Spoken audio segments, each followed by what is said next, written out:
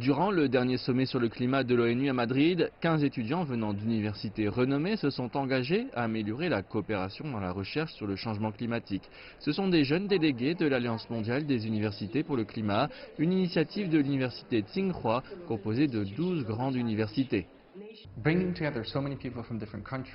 Réunir tant de personnes de différents pays, universités, c'est quelque chose de très difficile à faire. Par exemple, il y a les étudiants d'Inde, d'Afrique.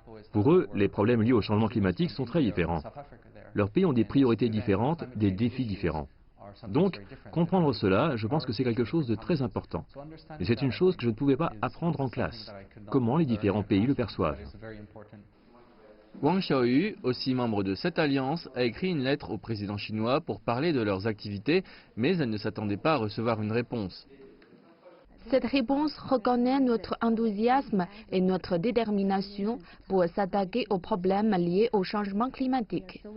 Nous sommes donc encouragés et nous voulons faire plus d'efforts pour l'établissement d'une communauté de futurs partagée avec notre passion et nos efforts pratiques. La course continue pour garder la hausse de la température moyenne à moins de 2 degrés Celsius au-dessus des niveaux pré-industriels.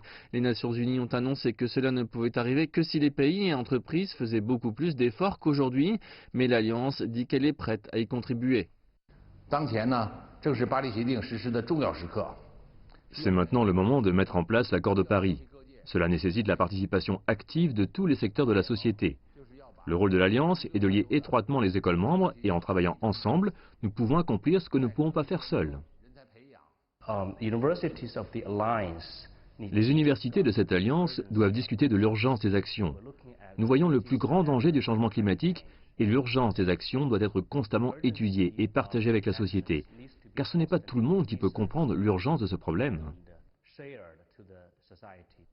Comme ce que dit la réponse du président chinois, le changement climatique est un défi commun auquel fait face toute l'humanité.